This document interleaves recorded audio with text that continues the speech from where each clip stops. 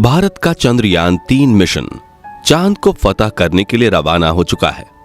14 जुलाई 2023 के दिन दोपहर के 2:35 पर बाहुबली चंद्रयान-3 ने श्रीहरिकोटा के सतीश धवन स्पेस सेंटर से एक सफल उड़ान भरी और अब चंद्रयान-3 अंतरिक्ष में पहुंचकर धरती के आसपास एलिप्टिकल रूट में एंट्री ले चुका है, जिसमें सफर करते हुए स्पेसक्राफ्ट धीरे धीरे पृथ्वी से दूर और चांद के पास जा रहा है। लेकिन अब इसका आगे का सफर इतना आसान नहीं होने वाला और इस सफर में सबसे मुश्किल है इसका आखिरी पड़ाव, जिसमें ये 23 या 24 अगस्त के दिन चांद के दक्षिणी ध्रुव पर सॉफ्ट लैंडिंग करने की कोशिश करेगा। और इसी प्रयास में साल 2019 में चंद्रयान-2 का मिशन असफल हुआ था। तो अब सवाल आता है कि आखिर क्यों चांद पर जाना इतना भयानक है और नासा के वैज्ञानिकों ने चांद पर ऐसा क्या देखा कि 70 दशक में चांद पर जीत हासिल करने वाले नासा ने अचानक से अपने सारे मून मिशंस बंद कर दिए। इस वीडियो में हम चांद से जुड़ी इन्हीं रहस्यमयी बातों से पर्दा उठाएंगे, साथ ही आपको चंद्रयान-3 के बारे में भी कुछ नया और अनोखा बताएंगे। तो पूरा वीडियो देखिएगा। दोस्तों, सतह से चंद्रमा की पूरी तरह से गोलाई दिखाई देती है, लेकिन वास्तव में चांद भी पृथ्वी की तरह अंडाकार है। चांद की सतह पर बेहद स्थिर और हल्का वायुमंडल मौजूद है। ये तो आप जानते ही होंगे कि साल 2009 में चंद्रयान-1 मिशन ने चांद पर पानी की खोज की थी, लेकिन आपको बता दें कि चांद की सतह पर पानी लिक्विड फॉर्म में मौजूद नहीं है, बल्कि इसके बड़े बड़े और बेहद ठंडे क्रैटर्स बर्फ के रूप में मौजूद हैं। साथियों, चांद से जुड़ी ये रहस्यमयी बात ये भी है कि स्विट्जरलैंड की यूनिवर्सिटी ऑफ बेसल ने अपने एक अध्ययन में ये बात खोज निकाली थी कि चंद्रमा पृथ्वी पर रहने वाले लोगों की नींद पर भी असर डालता है। कहा जाता है कि जहां अमावस के दिन लोग काफी अच्छी नींद कर पाते हैं, वहीं पूर्णिमा पर उन्हें कम नींद आती है। हालांकि विज्ञान ने इस बात को पूरी तरह से एक्सेप्ट नहीं किया और आज भी कुछ वैज्ञानिक इस बात पर अध्ययन कर रहे हैं। दोस्तों, चांद की जमीन काफी ऊबड़-खाबड़ है और इसमें कई बड़े बड़े क्रेटर यानी गड्ढे मौजूद हैं, जो इतने बड़े हैं कि पिछले करोड़ों सालों से इनके अंदर सूरज की रोशनी तक नहीं पहुंच पाई है। इनमें से सबसे बड़ा गड्ढा चांद के दक्षिणी ध्रुव में मौजूद है। एटकेन बेसिन नाम के इस गड्ढे का डायामीटर 2500 किलोमीटर और गहराई तो इतनी ज्यादा है कि इसमें एक के ऊपर एक करके 10 बुर्ज खलीफा समा जाएं। जी हां, इस गड्ढे की गहराई 8.2 किलोमीटर के आसपास है और ये पूरे सोलर सिस्टम के सभी ग्रहों और उपग्रहों में मौजूद गड्ढों में सबसे बड़ा गड्ढा है। माना जाता है कि चांद के इन क्रैटर्स में पानी छुपा हो सकता है, और वो भी थोड़ा बहुत नहीं बल्कि पूरे 100 मिलियन टन। इसके अलावा यहाँ hydrogen, ammonia, methane, sodium, mercury और सिल्वर जैसे मूल्यवान संसाधनों का खजाना मौजूद हो सकता है, जिसकी खोज करने के लिए ही चंद्रमा पर चंद्रयान-3 मिशन को भेजा गया है। साथियों, साल 1959 में रशिया के स्पेसक्राफ्ट ने पहली बार चांद पर लैंडिंग की थी, जिसके बाद अमेरिका ने भी कई मून मिशन किए और 20 जुलाई 1969 के दिन नासा के अपोलो 11 मिशन के दौरान एस्ट्रोनॉट नील आर्मस्ट्रॉन्ग और बज एल्ड्रिन ने चांद पर पहली बार कदम रखा था, जिसके बाद नासा ने कई मून मिशन किए थे और अपने कुल 12 एस्ट्रोनॉट्स को चांद पर भेजा। एस्ट्रोनॉट्स ऐसे व्यक्तियों को कहते हैं जो पृथ्वी के वायुमंडल से ऊपर जाकर अंतरिक्ष यानी चांद पर जाकर रिसर्च करें। लेकिन दिसंबर 1972 में अपोलो 17 मिशन के बाद नासा ने अचानक से इंसानों को चांद पर भेजना बंद कर दिया, जिसके लिए उन्होंने ये कारण दिया कि चांद पर फिलहाल ऐसा कुछ नहीं है जिसकी रिसर्च की जा सके। लेकिन कुछ लोगों का ये भी कहना था कि नासा ने असली कारण को छिपाया है। नासा के भेजे गए इन 12 में से कई अंतरिक्ष यात्रियों ने चांद पर कुछ अजीब सी आवाजें भी सुनी थी, तो कईयों ने इन पर बने एक अजीब ब्रिज और कूलिंग टावर जैसी रचना को भी देखा था। वहीं चांद की खोज में वैज्ञानिकों को एक सैटेलाइट डिश जैसी रचना भी दिखी थी और वैज्ञानिकों के मुताबिक इसका अपने आप बनना नामुमकिन है। हालांकि नासा ने कभी इस बात पर आधिकारिक बयान नहीं दिया था, लेकिन नासा के वैज्ञानिकों ने कई बार यह कबूला कि चांद पर एलियन का बसेरा हो सकता है।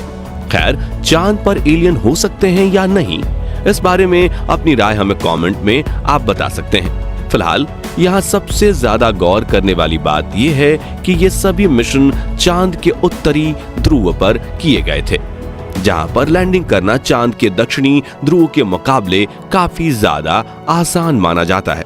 लेकिन साल 2019 में भारत के चंद्रयान 2 ने चांद के दक्षिणी ध्रुव पर सॉफ्ट लैंडिंग करने की कोशिश की थी और अपने इस प्रयास में चंद्रयान 2 का लैंडर विक्रम बुरी तरह से असफल हुआ था। लेकिन आखिर चांद का दक्षिणी ध्रुव इतना खतरनाक क्यों है, आइए जानते हैं। सबसे पहले तापमान की बात करें तो चांद के दक्षिणी ध्रुव में कई ऐसे बड़े बड़े गड्ढे यानी क्रैटर्स हैं जहां करोड़ों सालों से सूरज की धूप नहीं पहुंची, और सूरज की धूप ना पहुंचने का सीधा सीधा मतलब है तापमान का ठंडा होना। इसलिए कई बार दक्षिणी ध्रुव का तापमान -230 डिग्री सेल्सियस तक पहुंच जाता है। ऐसे में किसी भी इंसान का स्पेसक्राफ्ट से बाहर निकलना तो छोड़ो, खुद स्पेसक्राफ्ट के लिए भी ऐसे वातावरण में काम करना मुश्किल है। इतने कम तापमान में कई बार स्पेसक्राफ्ट पर लगे इंस्ट्रूमेंट चलना बंद हो जाते हैं।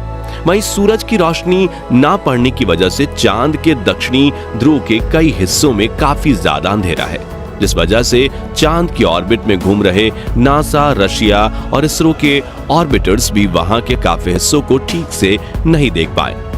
यानी कि उन हिस्सों में क्या हो सकता है ये किसी को नहीं पता।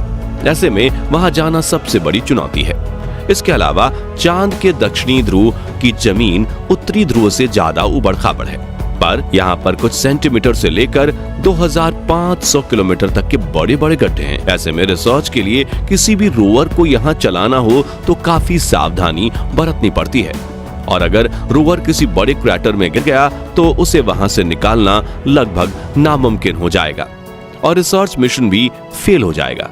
इस बात को ध्यान में रखते हुए इसरो ने चंद्रयान 3 के प्रज्ञान रोवर में सेंसर्स और नेविगेशन कैमरास लगाए हैं। अब सवाल आता है कि चंद्रयान 2 का विक्रम लैंडर चांद की सतह पर सॉफ्ट लैंडिंग करने में क्यों फेल हुआ था। तो बता दें कि इसरो के मुताबिक धरती से चांद की दूरी करीब 3,84,400 किलोमीटर है। ऐसे में इतनी दूरी पर लैंडर से डीप स्पेस कम्युनिकेशन बनाए रखना काफी मुश्किल होता है, क्योंकि इतनी दूरी पर रेडियो सिग्नल्स वीक हो जाते हैं और एंटेना से बहुत ज्यादा बैकग्राउंड नॉइज आता है। साथ ही अपनी कक्षीय गति यानी कि ऑर्बिटल मोशन की वजह से चांद लगातार अपनी पोजीशन बदलता रहता है। ऐसे में तय की गई लैंडिंग साइट पर पहुंचने के लिए लैंडर को भी सही मोशन पकड़े रहना पड़ता है। इसके अलावा चांद पर पृथ्वी से कम ग्रेविटी है, बहुत पतला वातावरण है, साथ ही चांद के दक्षिणी ध्रुव में काफी बड़े बड़े पत्थर और गड्ढे होने के साथ धूल भी उड़ती है, और ये सभी कारण किसी भी लैंडर को लैंडिंग करने में काफी चैलेंजेस देते हैं। और पिछली बार चंद्रमा की सतह से 2.1 किलोमीटर पर चंद्रयान 2 के लैंडर से इसरो का संपर्क टूट गया था, और इन्हीं में से किसी एक कारण की वजह से वो चांद की सतह पर क्रैश लैंडिंग करके तबाह हो गया था। लेकिन पिछली बार आई मुसीबत से सीख लेकर इसरो ने चंद्रयान 3 के लैंडर विक्रम को पहले से ज्यादा एडवांस्ड और पावरफुल बनाया है। जैसे कि चंद्रयान 2 के विक्रम लैंडर में 5 थ्रस्टर्स थे, लेकिन चारों तरफ सही संतुलन बनाए रखने के लिए चंद्रयान 3 के लैंडर में बड़े और एडवांस 4 थ्रस्टर्स लगाए गए हैं। इसके अलावा इस बार के विक्रम लैंडर में लेग्स को बड़ा और मजबूत कर दिया गया है, साथ ही इसकी फ्यूल स्टोरेज कैपेसिटी को भी बढ़ाया गया है। वहीं इसमें लगे कम्युनिकेशन डिवाइस भी एडवांस्ड और तकनीक का इस्तेमाल कर रहे हैं, जिससे ये इस बार लैंड कर इसरो से संपर्क ना तोड़े। और सबसे जरूरी बात, इसके सॉफ्ट लैंडिंग सीक्वेंसेस को भी काफी हद तक सुधार दिया गया है।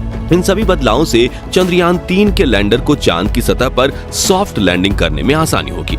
साथियों, इन सभी बदलावों को टेस्ट करने के लिए सिमुलेशन चलाकर विक्रम लैंडर की हजारों बार टेस्टिंग की गई है, जिसमें ठंडे तापमान में उपकरण चल रहे हैं कि नहीं उनकी जांच करना, लैंडर के पैरों की मजबूती टेस्ट करना, कम ग्रेविटी में थ्रस्टर्स टेस्ट करना, ऊबड़ खाबड़ सतह पर लैंड करवाना वगैरह शामिल है।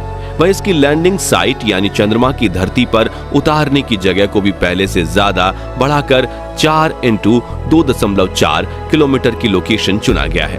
और यदि सब कुछ प्लानिंग के मुताबिक रहा तो 23 या 24 अगस्त के दिन विक्रम लैंडर को चांद की सतह पर लैंड करवा दिया जाएगा। दोस्तों, अगर इस बार चंद्रयान 3 का लैंडर चांद पर बिल्कुल सही तरीके से सॉफ्ट लैंडिंग करता है तो अमेरिका, रशिया और चीन के बाद भारत वो चौथा देश होगा जो चांद पर सॉफ्ट लैंडिंग करेगा।